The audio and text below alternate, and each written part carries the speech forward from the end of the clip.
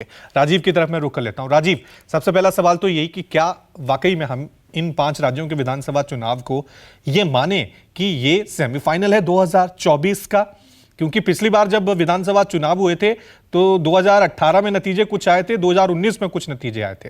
और दूसरा सवाल ये क्या कि इन 5 राज्यों में विधानसभा चुनाव हुए हैं, क्या ये थोड़ा सा माने विपक्ष के लिए एज कि जिस हमेशा ये देखा जाता था कि बीजेपी जिस पिच पे खिलाना चाह रही थी विपक्ष को, उस पे खेलते थे, धर्म के नाम पे या दूसरे राष्ट्रवाद के नाम पे। लेकिन इस बार जाति का कार्ड हो, गारंटी का कार्ड हो, बीजेपी भी मजबूर हुई है उस पिच पर खेलने।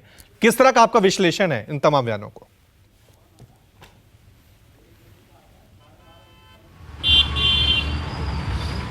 देखिए, प्रधानमंत्री ने अभी 3 राज्यों के में चुनाव हो गया, उन्होंने कहा 4 राज्य में हुए, मिजोरम का जिक्र उन्होंने नहीं किया, और 5वें राज्य में जहां होना है वहां पर मैं हूं।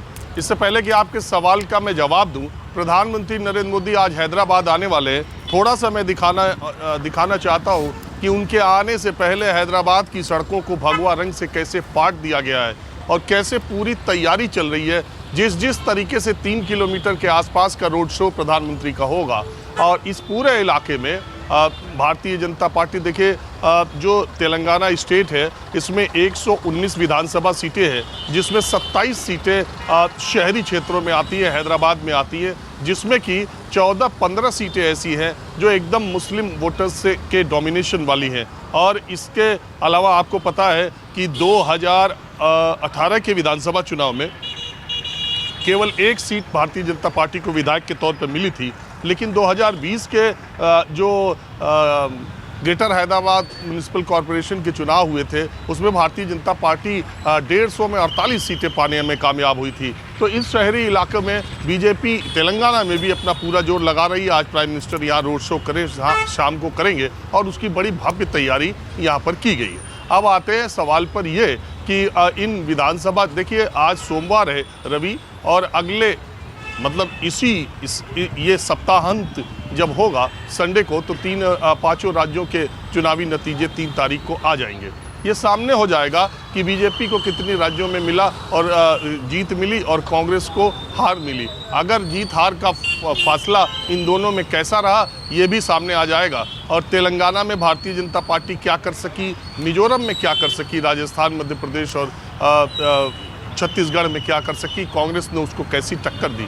जहाँ तक आपका सवाल है कि इन विधानसभा चुनाव का असर 2024 पर क्या पड़ेगा, मुझे लगता है कि देखिए गंगा में पानी बहुत बह चुका है। 2018 के चुनावी नतीजे जो आए थे, 2019 के लोकसभा चुनाव पर उसका असर बिल्कुल नहीं पड़ा, क्योंकि पूरे देश का मूड प्रधानमंत्री नरेंद्र मोदी को एक मौका देने का था। लेकिन अब 10 बरस बीत चुके हैं, बहुत सारे राज्यों में आप देखिए विपक्षी दलों की सरकार है, और इन नतीजों के बाद एक मोमेंटम, अगर कांग्रेस को अपेक्षित सफलता मिली तो उसके बाद राष्ट्रीय स्तर पर जो इंडिया गठबंधन का नाम सब लोग लेना भूल गए हैं। खुद इंडिया की कोई बैठक नहीं हुई, कोई रैली नहीं हुई, 3 राज्यों में हिंदी भाषी राज्यों में चुनाव हो गए, इंडिया गठबंधन की कोई रैली नहीं हुई, कोई बैठक नहीं हुई, सीटों के गठबंधन पर कोई चर्चा नहीं हुई। वो मुंबई की बैठक के बाद उस पर ब्रेक सा लग गया है। मुझे लगता है कि इन चुनाव के बाद इंडिया को, अगर कांग्रेस को अपेक्षित सफलता मिली तो फिर इंडिया गठबंधन को वो एक नए सिरे से जिंदा करना चाहेंगे। और राष्ट्रीय स्तर पर कांग्रेस पार्टी, आपको मालूम है, गठबंधन की दृष्टि से अगर वो उसने अच्छा प्रदर्शन किया तो वो हार्ड बार्गेनिंग के लिए क्षेत्रीय राजनीतिक दलों पर अपना दबाव बनाने की कोशिश भी करेगी। और कांग्रेस पार्टी ये दिखाने की कोशिश करेगी कि उस राष्ट्रीय स्तर पर प्रधानमंत्री मोदी को चैलेंज करने की स्थिति में वही है। और मुझे लगता है कि इंडिया गठबंधन के लिए एक प्रयास फिर से शुरू किया जाएगा।